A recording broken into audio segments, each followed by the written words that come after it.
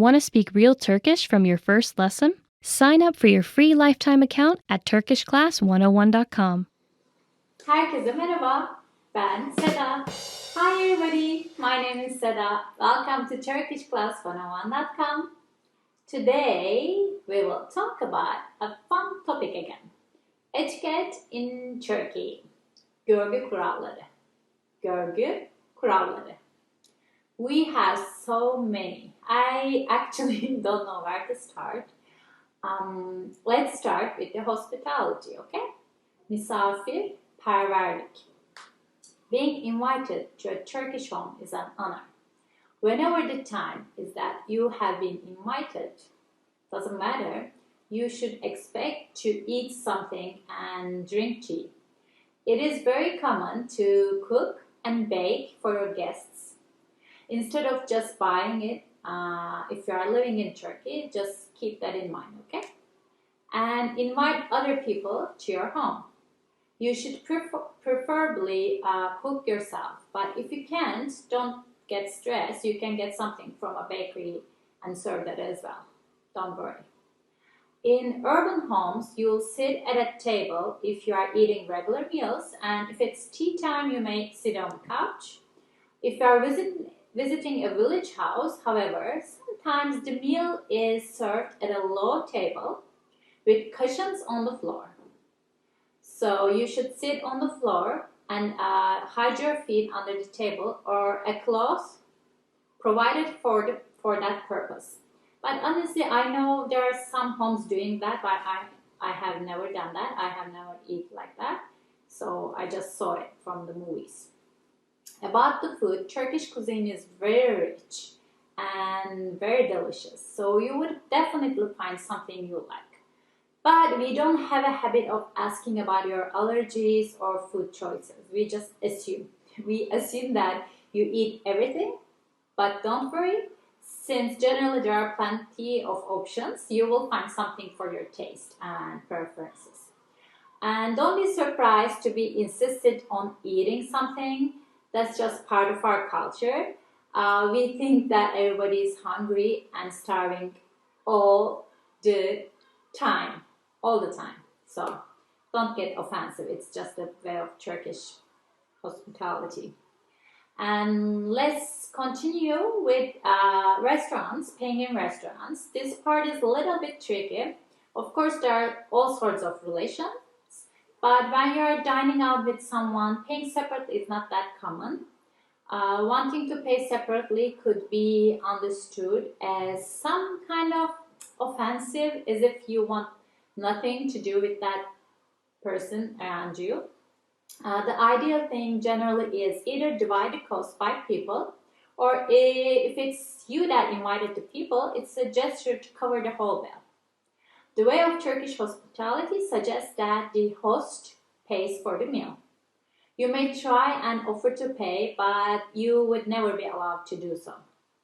You may see other Turkish men fighting over, who will pay the bill. It's so funny. So that's a regular scene. And most business gatherings take place in restaurants. We, like the Italians, enjoy eating together. And if someone invites you to a dinner, either at their homes or at a restaurant, the proper way of thinking is to invite them to a place of your choice and pay or prepare the meal yourself. And tea and Turkish coffee is served at the end of most of the meals, every meal. Turkish coffee is a national drink. They ask how you drink it, because if you prefer sugar, it's prepared with sugar beforehand. You wouldn't add it afterwards like the regular coffee. And don't drink the bottom of the cup. This is the cup. It will be full of coffee, ground coffee. You are supposed to leave that part at the bottom. And some people use this, the part of fortune telling. Let me show you.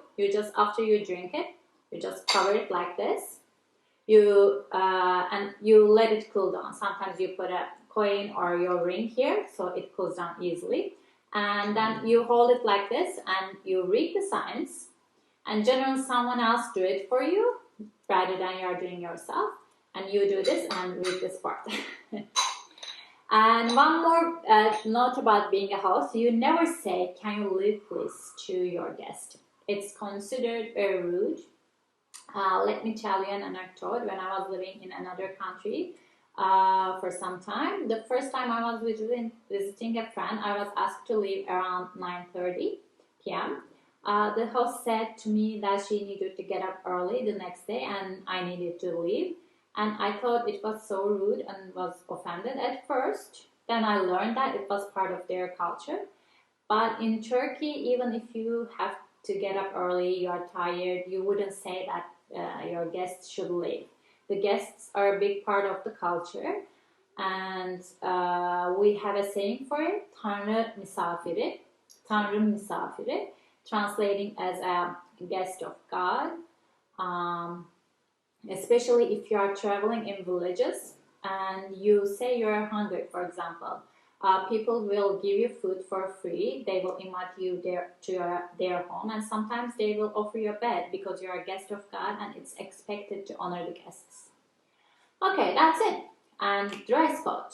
What is acceptable and not dress wise depends on which part of the country or which part of a city you are visiting.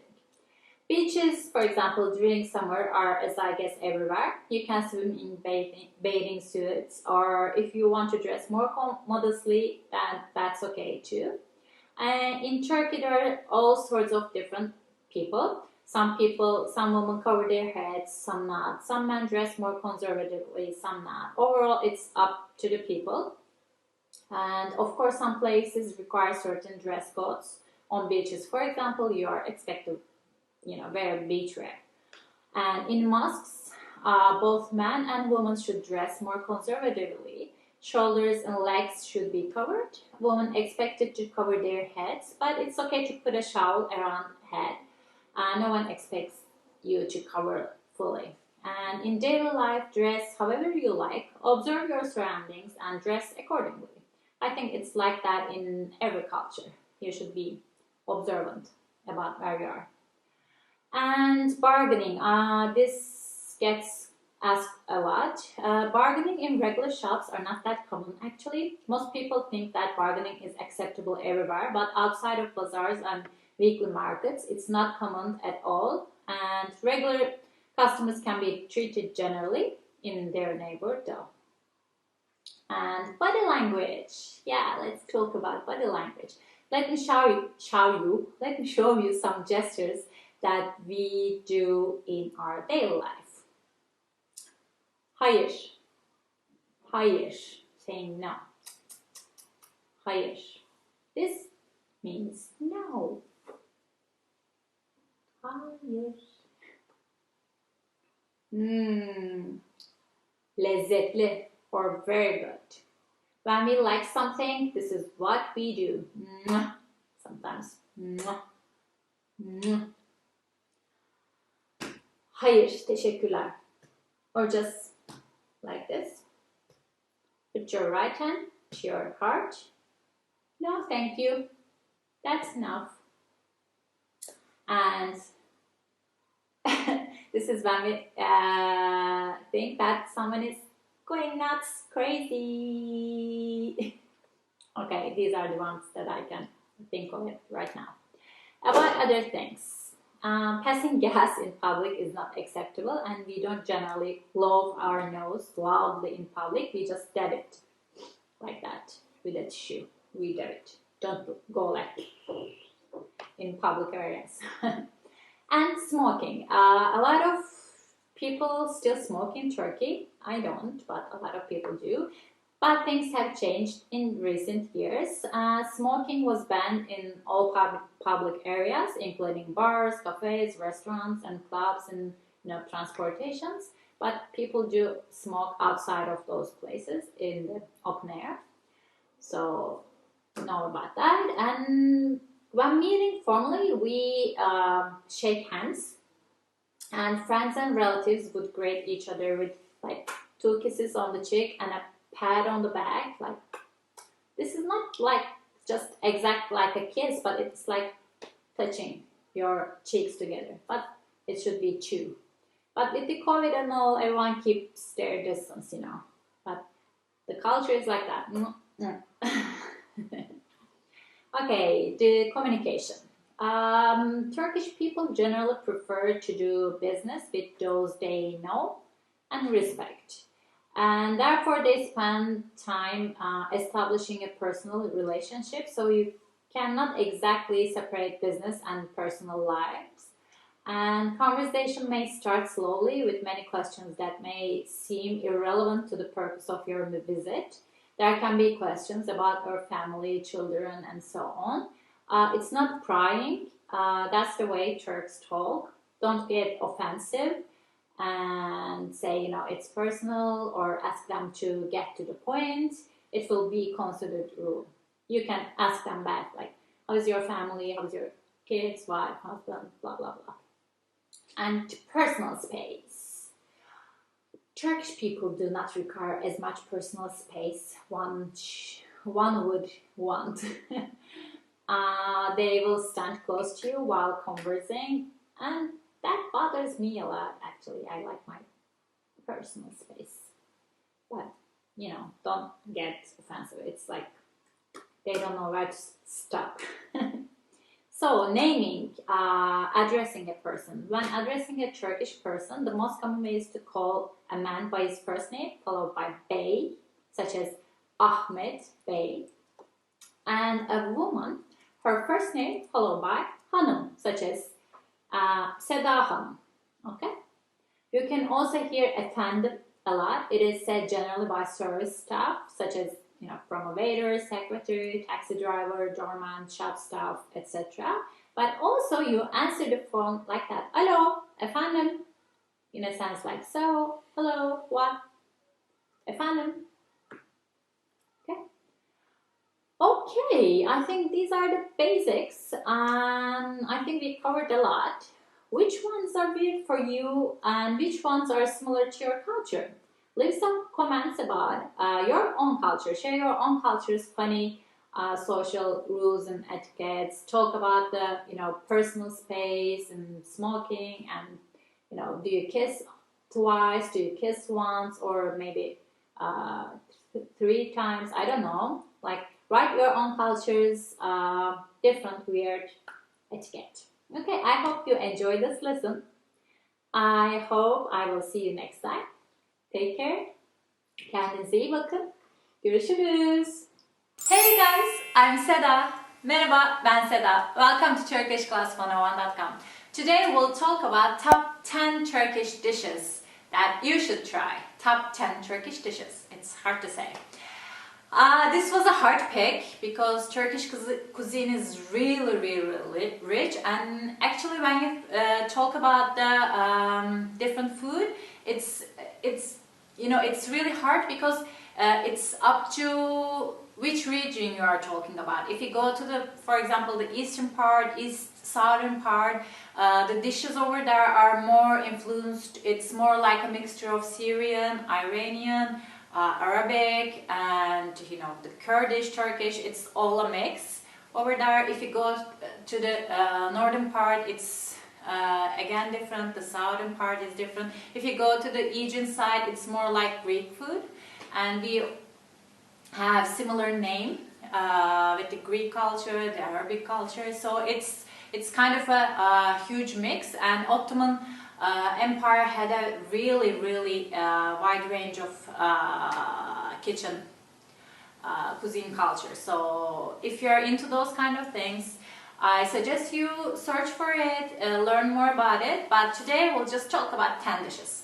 So this was a hard pick, but the first one should be kebab. Kebab, actually, it's a generic name for a lot of dishes. Kebab is the meat, of course, the red meat, diced red meat. It's not like the important thing with the kebab that you dice the meat with hand, not with the dicing machine. I don't know what's that called, but you dice really, really thin, and you add stuff.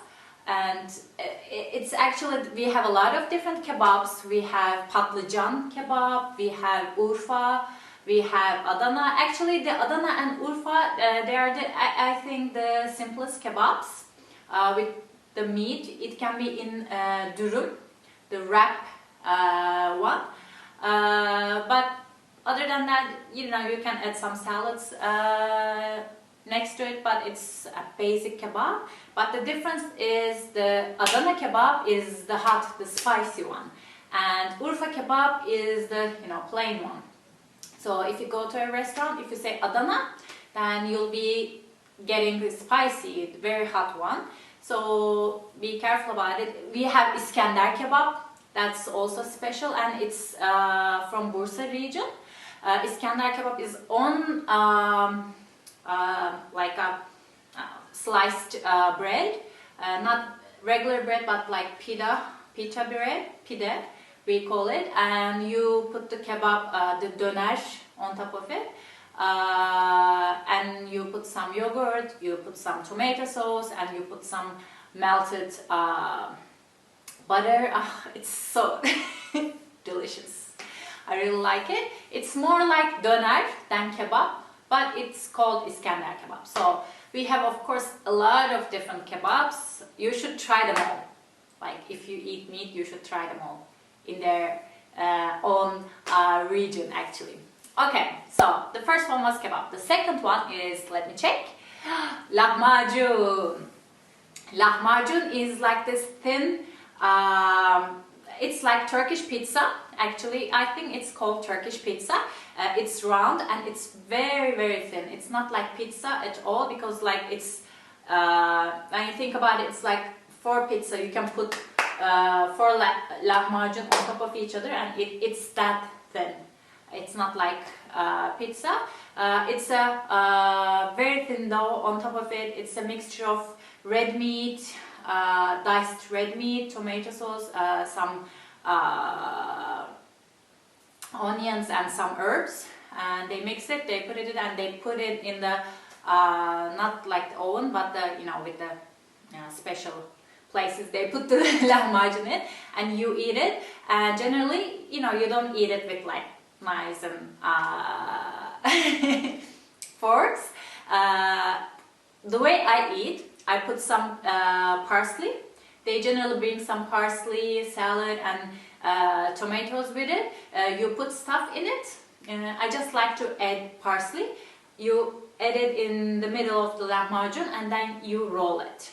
And you make it like a wrapped sandwich, and you eat it like that. Generally, you drink ayran, yogurt drink, or shalgam, some kind of fermented carrot drink with it. It's again great. You should try it. You couldn't go wrong with it. And let's go and check the third one. Oh my god, this is also great. I think I'm hungry now. This is yaprak sarma. It's stuffed or rolled grape leaves. Yes, grape leaves. We pick grape leaves, the fresh ones, the thin ones, not the very veiny or thick ones, because they don't taste that good, but the fresh grape leaves, and we boil them, and we put some things in it, and we just roll it like that, and we cook it. Then it's really delicious. It can be with meat, with diced red meat, or it can be with just some rice and other kinds of herbs. If it's with rice and olive oil, then you eat it cold, like a appetizer. If it's with meat, you eat it with when you eat it heated, and generally you eat it with yogurt. So that's it. And let's check the other one. Okay, the fourth is moussaka. I think this is the same word in Greek, moussaka. They call it moussaka. It's again a generic name. It's like kebab, or it's like dolma. Moussaka is a dish when you do it with onion and diced meat. You just if you do it with for example potato, then it's patates musakkası. If you do it with eggplant, it's patlıcan musakka. or if you do it with zucchini, it's kabak musakka. So this is a very home cooked meal, but you can eat it in restaurants as well. Especially there are restaurants that you can go and eat homemade dishes. So moussaka is one of them, and I really like moussaka. I really love cooking moussaka. You just, stir some onion, add some red meat in it, add some herbs, and add your vegetables, and very delicious. Okay, the fifth one is mantı, and mantı is, I don't know if you know it, but it's normally people do it themselves, some people, but it takes some time to do it. So you can get it, from the stores, or you can go someplace and eat it as well. Traditional homes, they generally do it themselves. It's kind of a ravioli dish with meat in it. I think everything in Turkish, no, not everything, but a lot of things has meat in it. They make a big dough and they cut it really small, and the smaller the mantı, the better it is. And inside of that square shaped, something like that, square shaped little dough, you put some meat, and not just meat, but with the onions, garlic, and tomato sauce. I don't know what they exactly put in it, and you make it like some kind of packet. Ravioli look like ravioli, and you make them ready. Then you boil them, and after you boil them, you put some yogurt on it. You put some red pepper, and with the oil. And it's sometimes you make a tomato sauce and you put on it, and you add some mint, then you eat it. It's great. I really love mantı. I think I love all these dishes. Okay, the next one is börek. The sixth one is börek. This is also a generic food because you can make different kinds of böreks. Börek is some kind of pastry. Either you can make it on a big, I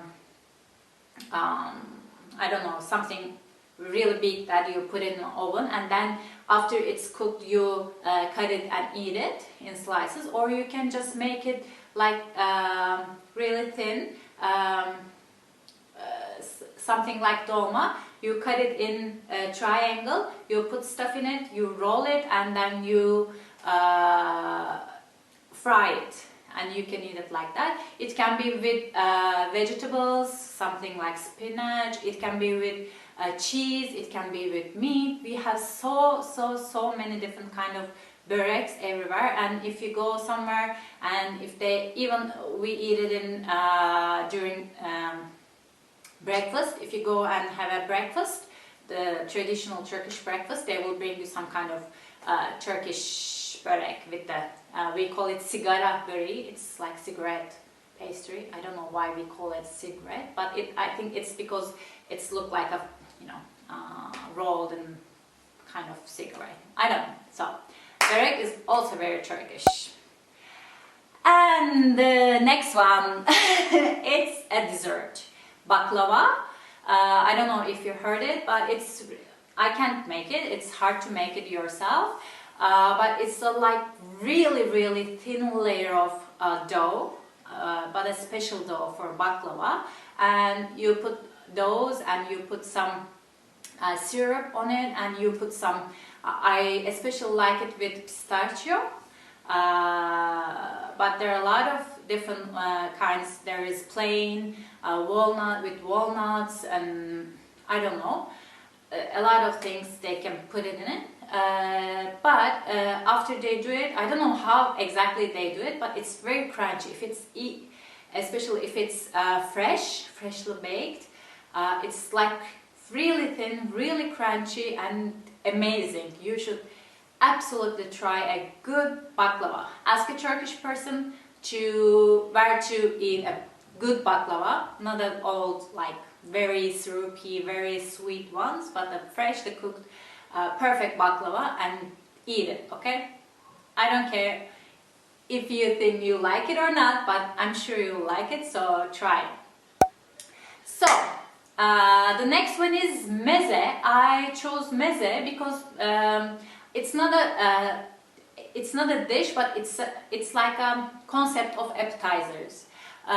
Especially in Asian areas, we have mezes for if you are, for example, eating meat, or if you are gonna eat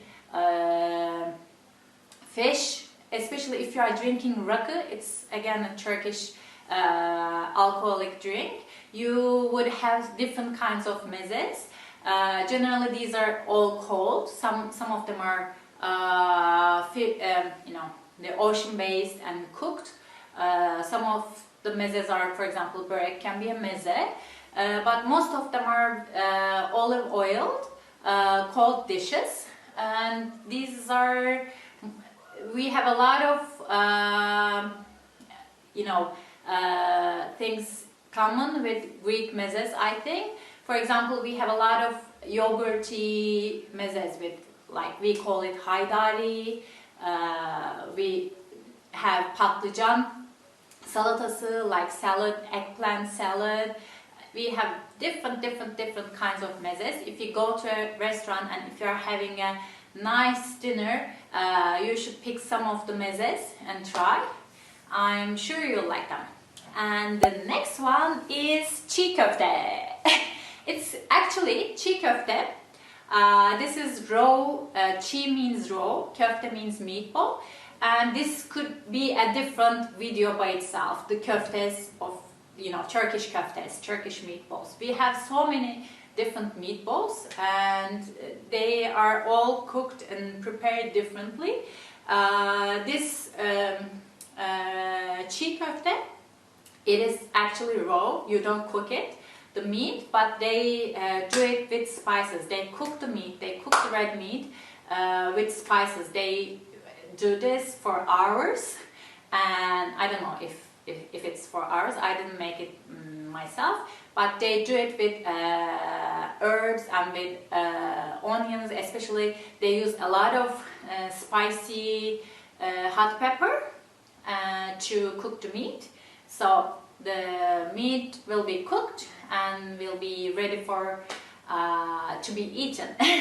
And generally, you put it in a green salad. You squeeze some lemon on it, then you eat it like that. But sometimes they bring some kind of pita bread with it, but generally you should eat it with greens.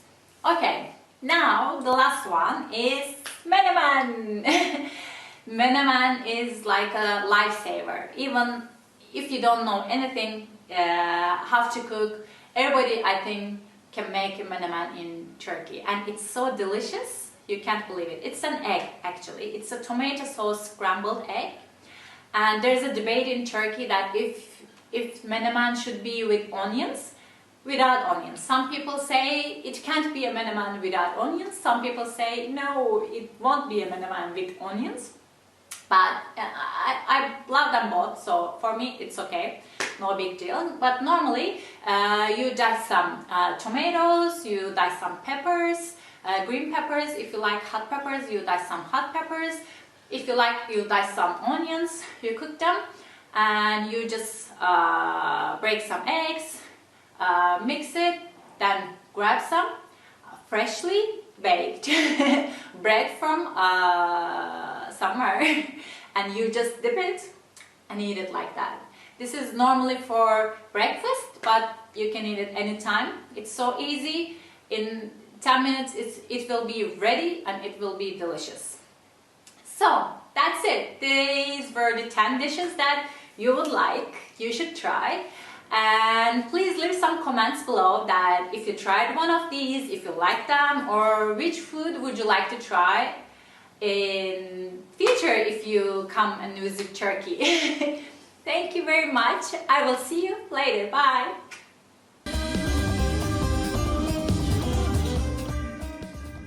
Herkese merhaba, ben Zehra. Yaz tatili yine kış tatili gibi ilk ve orta dereceli okulların erken açılma politikasına göre değişkenlik göstererek genelde Haziran'ın ilk haftasından Eylül'ün ikinci haftasına kadar süren yaklaşık 3 aylık bir zaman dilimini kapsar. Bu derste Türkiye'de yaz tatili etkinliklerine dair genel bilgiler edineceksiniz. Türkiye'de bazı öğrencilerin tatillerini kısa kesmelerinin sebebini biliyor musunuz? Cevabı bu videonun sonunda göstereceğiz. Yıl sonu karnelerinin alınmasıyla öğrenciler ve özellikle devlet okullarındaki öğretmenler için 3 aylık bir dinlenme süreci başlar. Sınıfını geçen başarılı öğrencilere bisiklet, paten gibi açık havada yapılabilecek yıl sonu hediyeleri alınır. Aileler yıllık izinlerini yaz tatillerine denk getirmeye çalışırlar ve Türkiye'nin batı ve güney sahillerindeki otel ve tatil köylerine akın ederler. Yaz tatili Türkiye'de çoğunluk için deniz, güneş, kumsal demektir. Yüzmek, güneşlenmek ve çeşitli su sporları en çok tercih edilen aktivitelerdendir. Üniversite öğrencilerinin genelde Haziran'da başlayan tatilleri Ekim ortasına kadar devam eder.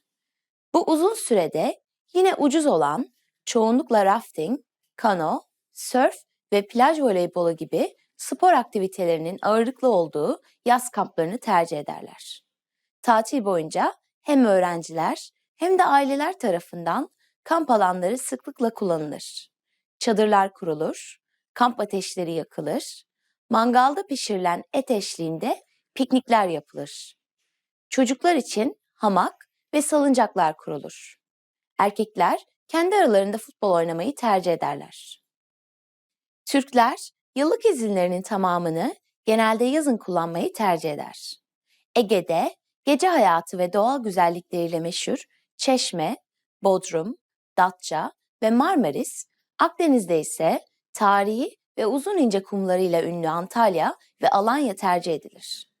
Yaz tatillerinde büyük şehirler memleketlerine dönen ve yaz tatiline çıkan çoğunluk sebebiyle kalabalık değildirler. Uçak biletlerinin en pahalı olduğu aylar özellikle Temmuz ve Ağustos aylarıdır. Yaz pikniklerinin bir diğer vazgeçilmezi karpuz ve çekirdektir. Soğusun diye denizde sığ suya yatırılan karpuz kesilir ve beyaz peynir eşliğinde tüketilir. Çekirdek ise uzun yaz sohbetlerinin vazgeçilmez kuru yemişidir. Ve şimdi size deminki quizin cevabını vereceğim. Türkiye'de bazı öğrencilerin tatillerini kısa kesmelerinin sebebini biliyor musunuz?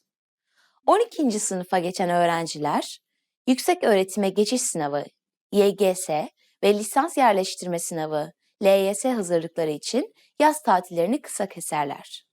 Ayrıca ortaokul öğrencileri orta öğretime geçiş seviye belirleme sınavı SBS için çalışmalarına erken başlarlar. Herkese merhaba, ben Zehra.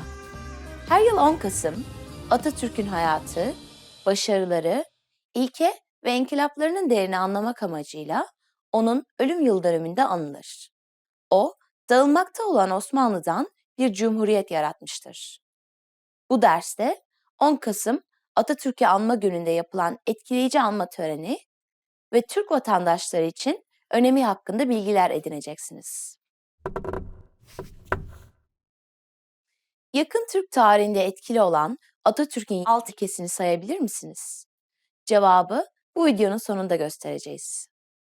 Mustafa Kemal Atatürk 10 Kasım 1938 yılında saat 9'u 5 geçe Dolmabahçe Sarayı'nda siroz hastalığından vefat etmiştir.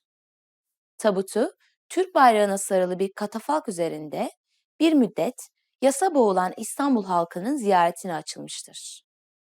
Cenaze namazı ve alayından sonra 15 yıl boyunca Anıtkabir yapılana kadar mermer bir lahit içinde Ankara Etnografya Müzesi'nde kalmıştır.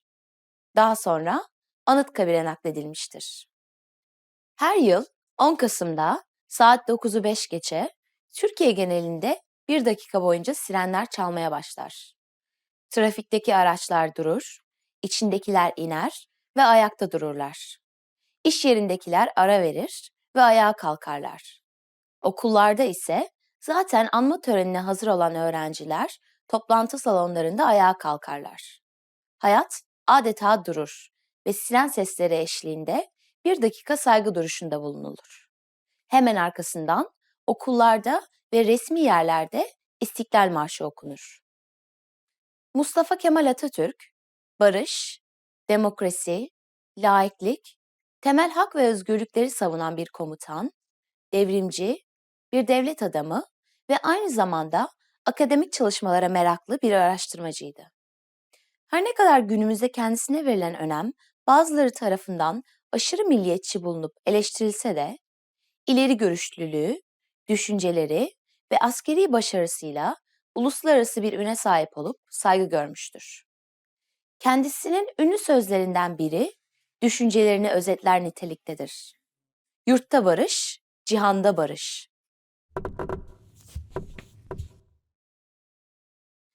Mustafa Kemal Atatürk soyadı 1934'te soyadı kanunundan hemen sonra ata ve Türk sözcükleri birleştirilerek meclis onayıyla verilmiştir. Şimdi size deminki quizin cevabını vereceğim. Yakın Türk tarihinde etkili olan Atatürk'ün 6 ilkesini sayabilir misiniz? Bu ilkeler cumhuriyetçilik, halkçılık, laiklik, inkılapçılık, milliyetçilik ve devletçiliktir. Herkese merhaba, ben Zehra. İşçi ve emekçiler tarafından dünyaca kutlanan birlik, dayanışma, eşitsizlik ve haksızlıklarla mücadele günü Türkiye'de 1 Mayıs'ta kutlanır ve 2009 yılında resmi tatil ilan edilmiştir. Bu derste Emek ve Dayanışma Günü adıyla bilinen İşçi ve Emekçiler Bayramı'nın Türkiye'nin yakın tarihi açısından önemini ve nasıl kutlandığını hakkında bilgi sahibi olacaksınız. Bu bayram Türkiye'de başka bir isimle daha bilinir. 1935 yılında 1 Mayıs'a verilen bu diğer isim nedir? Cevabı bu videonun sonunda göstereceğiz. 1 Mayıs Emek ve Dayanışma Günü, tüm dünyada olduğu gibi Türkiye'de de zaman zaman olaylı yaşanmıştır. Özellikle Türkiye Cumhuriyeti'nin tarihindeki askeri darbelerde gerçekleşen sıkı yönetim zamanlarında 1 Mayıs'ın kutlanmasının yasaklandığı dönemler olmuştur. Sendikalaşma, çalışma saatleri ve koşulları, düşük maaşlar, işçilerin en çok şikayet ettikleri konulardandır. Kitlesel katılımın en büyük olduğu en trajik 1 Mayıs 1977 yılında yaşandı. Gösteriye İstanbul Taksim Meydanı'nda bir araya gelen yüz binlerce emekçi ve işçinin yanı sıra öğretmenler, öğrenciler de kadın erkek demeden katılmışlardı. Dönemin DİSK Başkanı'nın konuşması sırasında çevredeki binaların çatı katından kalabalığa ateş açıldı. Meydanda izdiham yaşandı ve onlarca kişi hayatını kaybetti ve yaralandı. 1977 yılından sonra bir diğer üzücü 1 Mayıs ne yazık ki çok yakın bir tarih olan 2013 baharında yaşanmıştır. Kentsel Dönüşüm Projesi adı altında rant amaçlı Taksim'i yayalaştırma projesi öne sürülerek 1 Mayıs'ın Taksim Meydanı'nda kutlanması yasaklanmıştır. Buna rağmen kutlamaya çalışan bir gruba polis, biber gazı ve tazyikli su ile müdahale etmiştir.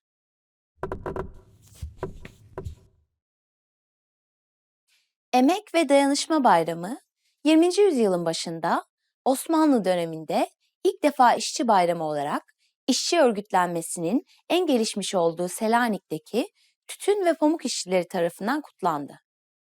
Ve şimdi size deminki quizin cevabını vereceğim. Bu bayram Türkiye'de başka bir isimle daha bilinir. 1935 yılında 1 Mayıs'a verilen bir diğer isim nedir?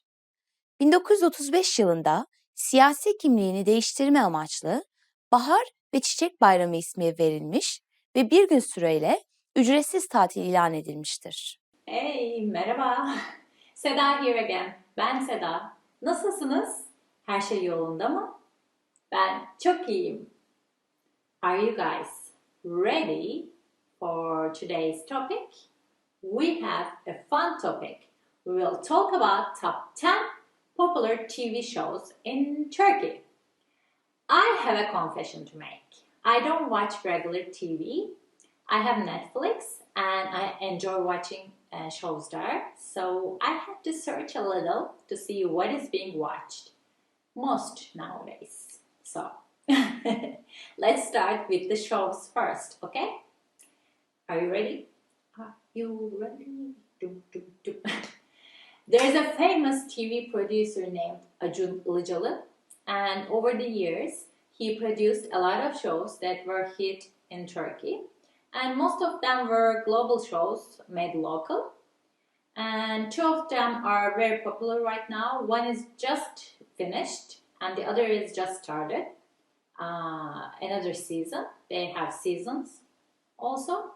The first one is MasterChef. I think this is also a global show. It's a cooking contest. There's not much that I can tell you about it. The other one is Survivor. People are going crazy with this show. There are teams and they are racing each other with a lot of physical games and different challenges. And this show is on a nice tropical island. I don't remember which one.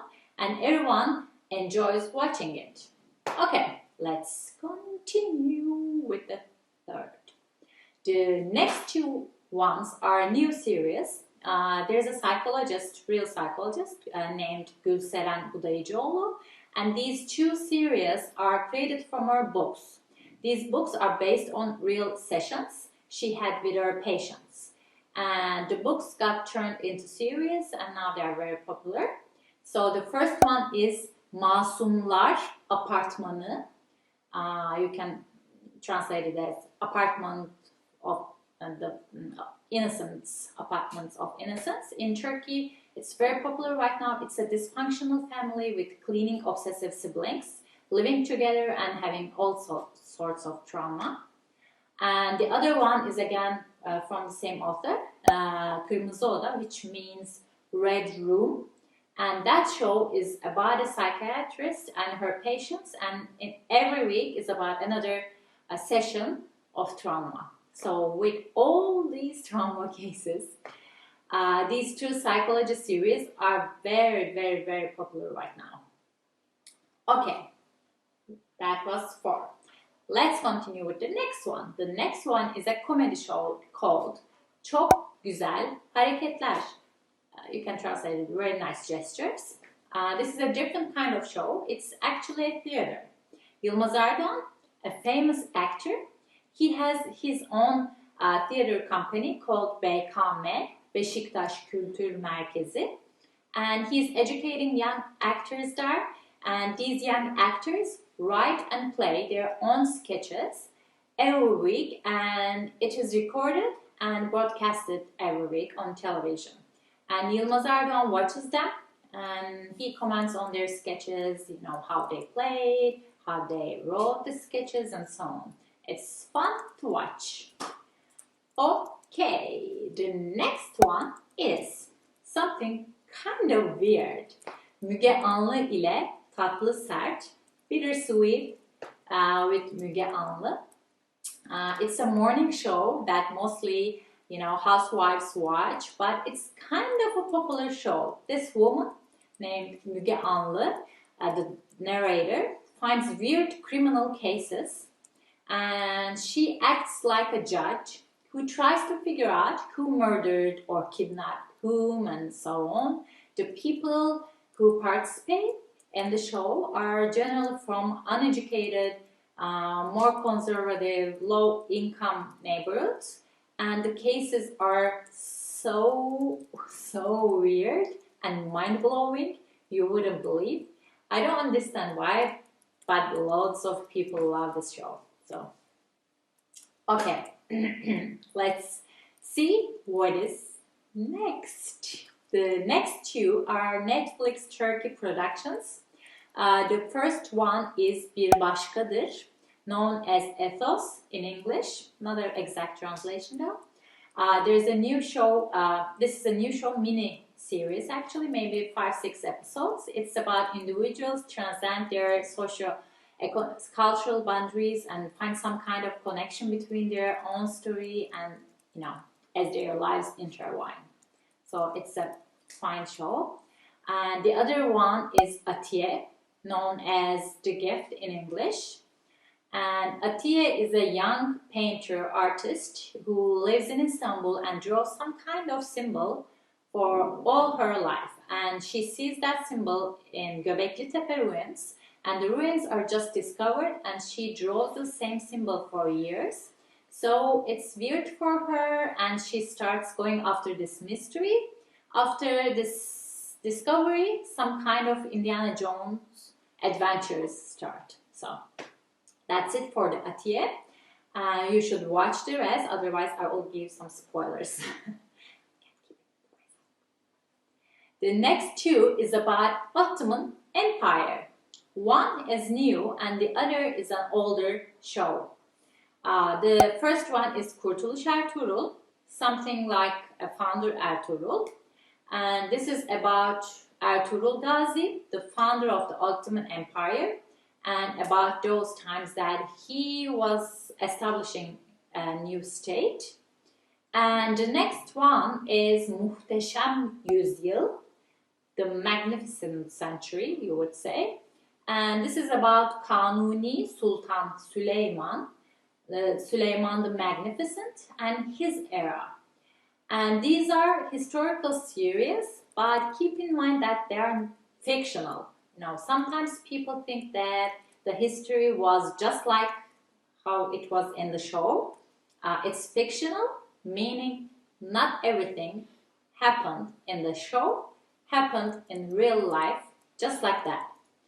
And in Turkey, these kind of historical shows are generally a bit politic. I mean, whomever has the power affects the outcome of these shows. So they are both a little politic and fictional, but yet loved very much. So that's it, guys. I'm done with the shows. Have you seen any of them? Did you like them? Did you like them? I think the Süleyman, especially foreigners, love it a lot. What do you think? Leave some comments. Okay? And don't forget that we have a lot of shows. We have a lot of movies, these kind of morning shows, late night contests, series, a lot of it. But, I try to put together 10 most loved ones. So you have to search for the rest yourself. Sorry. Okay, leave some comments below. I will see you next time. Görüşmek üzere. Bye. Herkese merhaba, ben Zehra. Nevruz, doğudan batıya, geniş bir coğrafyada, çeşitli adlarla bilinen çok eski bir bayramdır. Her kültürün kendi özelliklerinden etkilenerek zenginleşmiştir. İslamiyet'te kutlanmasa da, İslamiyet öncesi Türklerin kutladığı ilk bayramlardan biri olarak günümüze kadar gelmiştir. Kışın bitip baharın başlaması müjdelenir. Bu derste geniş bir coğrafyada yer bulan Nevruz Bayramı'nın Türkiye'de kimler tarafından nasıl kutlandığını öğreneceksiniz. Nevruz Bayramı birçok farklı kültürde kutlanır. Peki Nevruz'un kelime anlamını ve kökenini biliyor musunuz? Cevabı bu videonun sonunda göstereceğiz. Nevruz Bayramı ile ilgili Afganlarda, Kırım Tatarlarında ve Kürtlerde birçok farklı gelenek olmasına rağmen bu derste Türk Nevruz geleneklerine değineceğiz.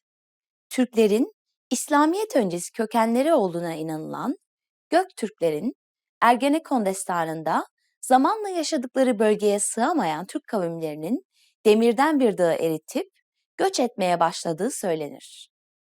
12 hayvanlı eski Türk takviminde gece ve gündüzün eşitlendiği 21 Mart yılbaşı kabul edilir. Nevruz Bayramı Selçuklular ve Osmanlı İmparatorluğu zamanında da milli bayram olarak Nevruziye adında şiirlerin ve çeşitli etkinliklerin yapıldığı ziyafetli şenliklerle kutlanırdı. Günümüzde Manisa'da hala bugüne özel hazırlanmış mesir macunu şenlikleri yapılmaktadır. Özellikle yabancı turistlerin ilgisini çeken bu şenlik, Osmanlı'dan beri yaklaşık 500 yıldır devam etmektedir. Festivalin en renkli olayı camiden halka 41 farklı maharattan oluşan bu mesir macununun saçılmasıdır. Mesir macunu saçma festivalini UNESCO Manevi Kültür Mirası listesine eklemiştir. Efsaneye göre Kanuni Sultan Süleyman'ın annesi Hafsa Sultan, hastalandığında Manisa Sultan Camii Medresesi'nin başına getirilen bir kişi tarafından çeşitli baharatlarla hazırlanmış bu macun onu sağlığına kavuşturur. Hafsa Sultan da cami minarelerinden bu macunun halka saçılarak dağıtılmasını ister. Bugün ayrıca baharın gelişi, doğanın kış uykusundan uyanışı, bereket ve bolluk kutlanır. Büyük bir ateş yakılıp üzerinden atlanarak kutlamalar yapılır. Anadolu'da mesir macununun çok faydalı olduğuna ve şifa verdiğine inanılır. Özellikle ağrıya, soğuk algınlığına ve iştahsızlıklara iyi geldiği söylenir. Enerji verir. Ve şimdi size deminki quizin cevabını vereceğim. Nevruz Bayramı birçok farklı kültürde kutlanır. Peki Nevruz'un kelime anlamını ve kökenini biliyor musunuz? Büyük ünlü uyumuna uymayan Nevruz kelimesi Türkçe değildir. Pers kökenli bu kelime Türk, Ermeni ve Gürcü dilleri tarafından ufak değişikliklerle kullanılmaktadır. Herkese merhaba, ben Zehra. Hıdrellez hem İslamiyet'e hem de İslamiyet öncesi Türk inanış ve mitolojisine dayanan mevsimlik bir Türk bayramıdır. Miladi takvime göre 6 Mayıs olarak belirlenmiştir. Hızır ve İlyas peygamberlerin yeryüzünde buluşup bereket saçtıkları gün olarak bilinir. Bu derste bir Türk bayramı olan Hıdrellez geleneklerini ve efsanelerini öğreneceksiniz. Hızır peygamber kimdir? Türkler için neyi temsil eder? Cevabı bu videonun sonunda göstereceğiz. Kutlamalar, çayırlık, su kenarı, türbe ya da yatırbaşı gibi doğayla iç içe olunabilen alanlarda yapılmaktadır. Açık havadaki yeşillik alanlara bu nedenle hıdırlık denildiği de olur. Baharın taze bitkileri, taze kuzu eti ya da kuzu ciğeri tüketilir. Baharın ilk kuzusu yenildiği zaman şifa bulunacağına inanılır. Bugüne ait masal ve efsaneler çok çeşitli ve eğlencelidir. Örneğin çiçek veya ot toplanır, kaynatılır ve bu su ile 40 gün yıkanılırsa gençleşileceğine inanılır. Gecesinde Hızır'ın uğradığı yerlere bereket vereceği inancı vardır. Camlar Hızır'ın ruhunun dolaşması için açık bırakılır. Para keselerinin ağızları açık bırakılır. Hıdrellez gecesi hamurdan ev, araba, aşk ve benzeri dilekler pişirilir ve kırmızı bir kurdeleyle gül ağacının altına asılır. Daha sonra dilek dilenerek bir ateş yakılır ve üzerinden atlanır. Güneş doğmadan bu adaklar toplanır. Dere veya deniz gibi akan bir suya bırakılır. Diğer gelenekler arasında baht açmak, şans ve kısmet getirmek önemli yer tutar. Uygulamalardan biri de baht çömleğidir. Su dolu bir çömleğin içine özellikle mahallenin evlenmek isteyen genç kızları kendilerine ait para, boncuk, küpe gibi eşyayı niyet tutarak koyarlar. Gece gül ağacının altında bekletilen çömlek, ertesi gün başı beyaz tülle örtülü gelinlik çağına gelmiş bir kız tarafından maniler söylenerek açılır. Kız kimin boncuğunu ilk çekerse o kişinin bahtı açılmıştır.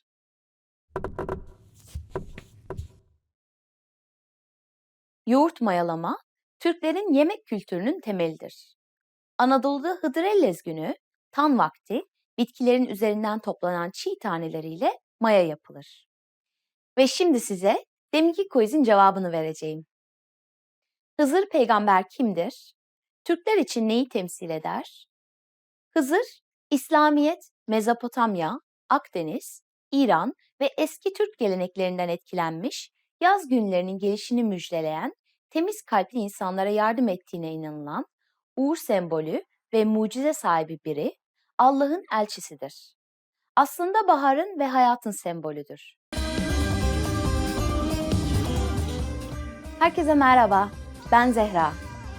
İstanbul'un fethi 29 Mayıs 1453'te Sultan II. Mehmet yönetimindeki Osmanlı ordusunun şehri kuşatıp Bizans'ın başkenti Konstantinopolis'i ele geçirmesiyle gerçekleşmiştir.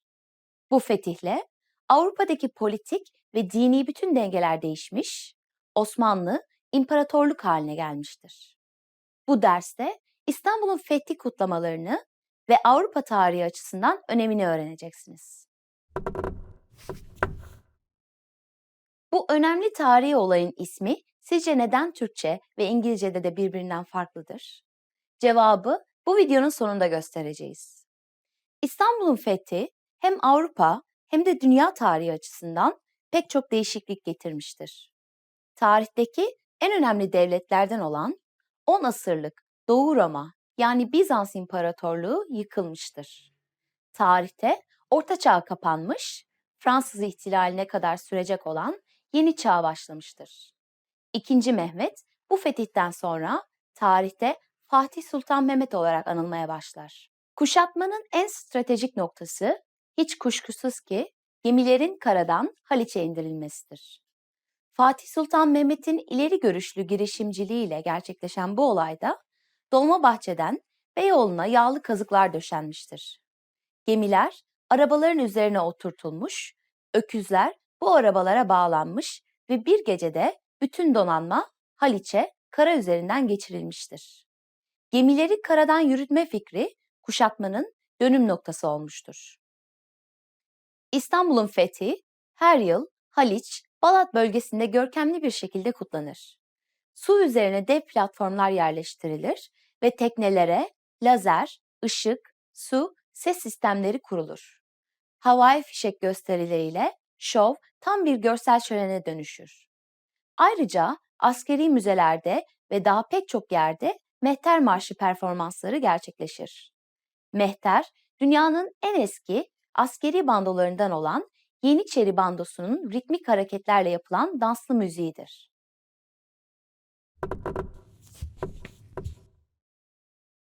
İstanbul'un fethiyle pek çok bilim adamı Avrupa'ya kaçmak zorunda kalmışlar ve Rönesans hareketine ön ayak olmuşlardır.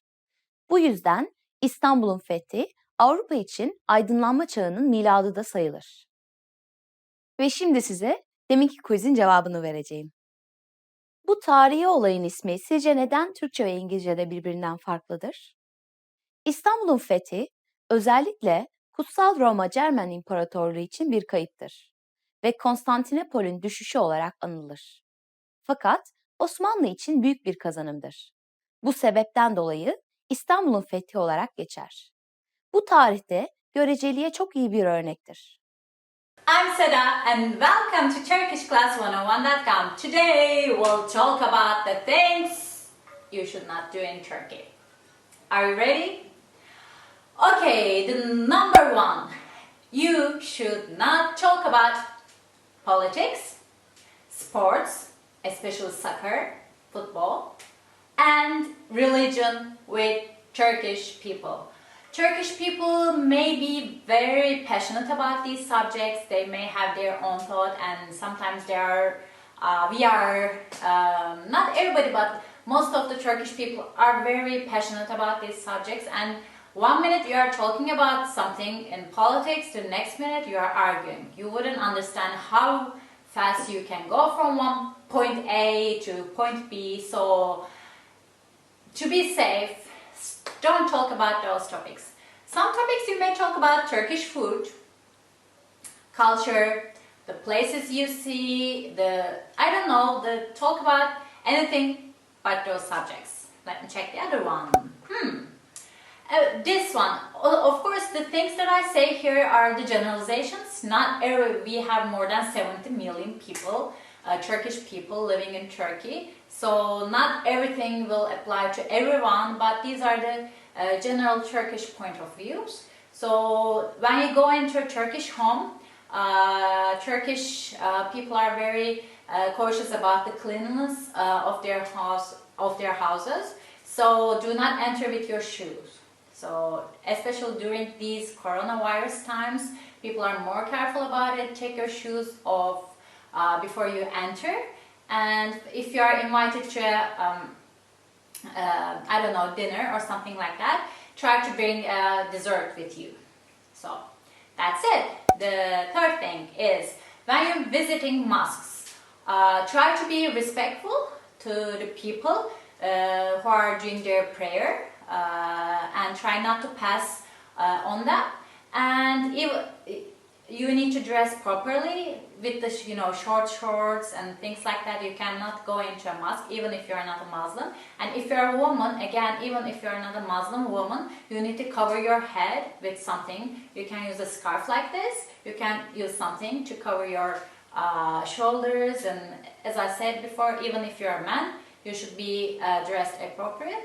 And I think that's for all the prayer places of all the religion. Dress appropriately. So, the gestures, every culture has their own gesture, body language, and one thing may mean something different in some language, and in other languages it's something totally different. I will show you two gestures. One is this. And most of the languages this means okay. I'm not, we agree, but in Turkey, not like this, but when you use it like this, it means you are gay. And it may totally okay for some people, but some people may really get offended by it. So try not to use this. We do this for okay. So if you want to say okay, do this. And there is one thing that it's like a joke in American culture that, I got your nose. You do that gesture. I'm not gonna do it. You can check it out. I got your nose, and you show your fingers, but it means don't do that to any Turkish person. It's an insult. Okay? Don't ever do that. The next one is the Turkish flag. We are very proud citizens of the flag. I don't know. Actually, it's against the law to do something disrespectful to Turkish flag. I don't know about the foreigners, like when they do something like that. What is the the action there? But for Turkish people, you cannot disrespect the Turkish flag. Otherwise, you get a fine, or I don't know what is the action again, but it's against the law. That's what I know, and you may offend a lot of Turkish people with that. The Ramadan and eating outside during Ramadan. As you know, Ramadan is a month of fasting for Muslims all over the world, and since the Muslims use a separate calendar, and as Turkey, we use the Gregorian calendar in our daily life, so Ramadan changes every year. And before, if you are traveling to Turkey, check it out if it's Ramadan during that time, because some places may be closed, and you at least know what to do and what to expect. Normally, the cafes, the restaurants are open, and sometimes some of them close if they are not in a very crowded area because nobody is going. But in most of the touristic places are always open, and people can eat outside. It's not against the law or anything like that. But it's kind of disrespectful if it's the month of Ramadan and especially during summertime and it's very hot outside and you are drinking very cold water and easing your thirst, but there are people over there fasting and having really hard time. Just to be respectful, watch out to Ramadan and just eat and drink inside cafes, restaurant and things like that, or just sit or stand somewhere and drink your water, then go on. Don't put your food and water in people's faces during the month of Ramadan. The next thing, this is again about the religion. I think this may be we can put this to the first thing. Don't talk about Prophet Muhammad in a disrespectful way. You can be, you can offend a lot of people. Some people may be more understanding, but some people would even pick up a fight with you, the physical fight. So do not say anything about Prophet Muhammad against him in Turkey. About social gestures and social etiquette, I explained this in another video. Some more conservative people, they don't like to talk, men don't like to talk handshake with women, and vice versa. Women don't like to handshake with men. So if you are visiting and you don't know the person in front of you, if you're a man and you are talking to a woman, wait.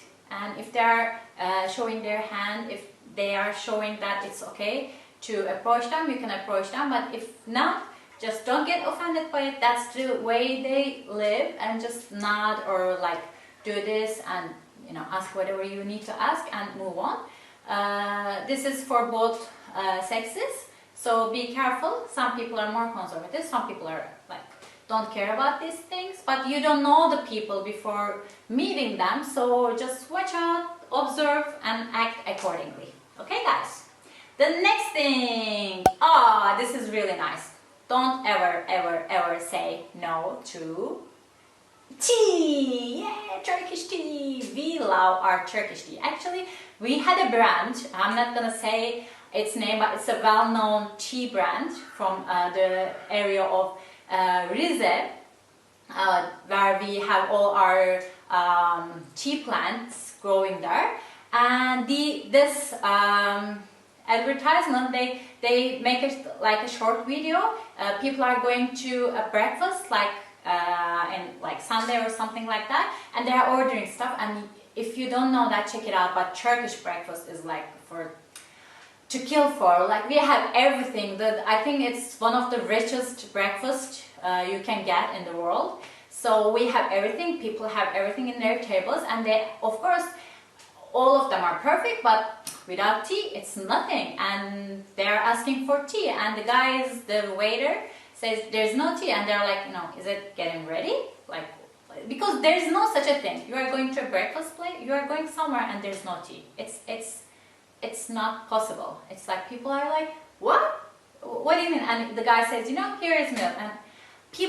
And their reactions are so funny. Every time I see that, I crack myself, and it's so funny because it's true. It's like breakfast and no tea, breakfast and no tea, breakfast, and we are eating something and no tea. That's not possible. So if you are offered a tea, say thank you and drink it. Okay, so let's see. This is not for all Turkey, but with the big cities such as Istanbul. I had a video about that, how to live in the prices to live in Turkey. I based it on in Istanbul. Check it out if you didn't check it already. And I was talking there, especially the cities like Istanbul, the big cities. It's not very wise to rent a car and get a taxi because there is a traffic problem. Renting a car is expensive, and it's very hard to park the cars, and you have to pay for the park as well. So it's not very wise. You can walk, you can use the public transportation. We have both sides in Istanbul, for example. You can take the ferries and so on. And I have details that in my other video. You can check it out. And for the taxis, of course, some places you may need to get by taxi. But please check that video as well, because you need to know how much would it normally cost. Not all of them, but some taxi drivers may try to take advantage of tourists to take them the wrong way, the long way. And you need to be smart about these things. I think it's the same in every, country. The tourists, some people are trying to rob the tourists, but be careful and you'll be okay. So this is about Turkish food. Is amazing. Maybe I'm biased, but I think it's we have the Anatolian culture, the Balkans, the Greeks, the Arabs, we have a lot of cultures mixed in Anatolia, so we have a variety of different food, and it's delicious. And you can't get really bad. You can't, wherever you eat, it's gonna be good. But touristic places are generally more expensive and not very genuine. Ask the locals and look at the locals and where they eat. Don't follow the tourists and where they eat. Follow the locals and you'll find great food. And other than that, Turkish people are very welcoming and we love tourists, so you'll be okay, I think. Just watch out these facts and you'll do fine.